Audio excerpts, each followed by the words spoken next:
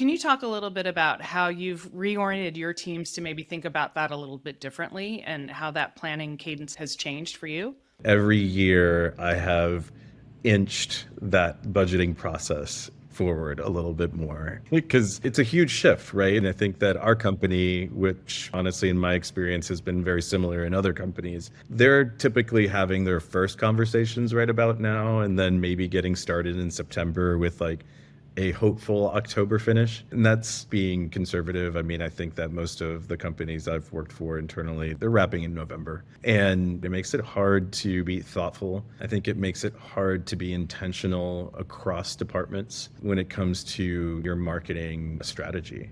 And one thing I learned from other industries in my time at the agency was planning ahead allows you to be so much more intentional. And it brings people together and aligns departments. I just saw the collaboration between sales and marketing and revenue departments in other industries are so optimized that I'm jealous. I want this in the hotel industry. I think it could be such a benefit. So we started our process, actually, we had our first conversation the last week of May, and we started the process in June. And really what that's allowed us to do is really take a look at what happened this year, what was successful, what wasn't, what's trending. It allowed us to really have thoughtful conversations across departments. What's important to ops? What's important to ops in 2025? It allowed us to align from a sales and revenue perspective and understand the outcomes that they're looking at for 2025 based on trends and really align the kind of story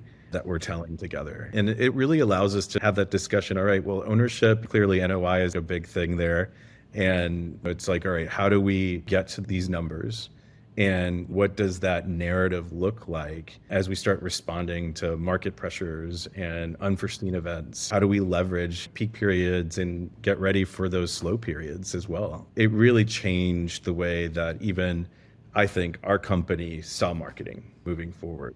There was a lot of education that took place. We were able to have discussions with sales and revenue about the funnel, right? This is awareness. This is where we want to convert and really start aligning strategies, aligning those revenue strategies to those awareness strategies.